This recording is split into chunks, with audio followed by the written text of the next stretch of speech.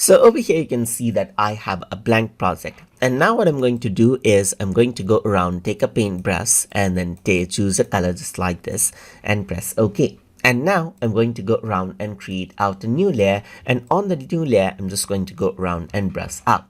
I'm going to go around and create another new layer right here, press OK, and then I'm going to choose another color just like this, and then I'm going to go around and draw around over here as well. So there's another layer, as you can see. So now I'm going to go around, create another layer just like this as well, and I'm going to go around and choose another color just like this, and then I'm just going to draw around over here. So once I do that, you can see that I got 3 layers, and if I were to go around and move this, these are individual layers right here. Well, let's say what I want to do is I want to hide this particular layer over here so that only 2 of the layers are visible, and I'm just going to go around and hide this as well.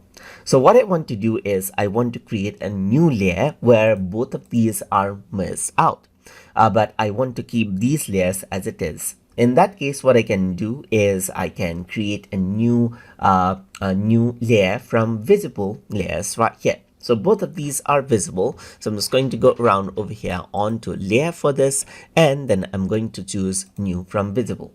Once I do that, you can see that visible option actually pops up right here, just like this. So the visible layer right here is another layer, as you can see right here, it's another layer.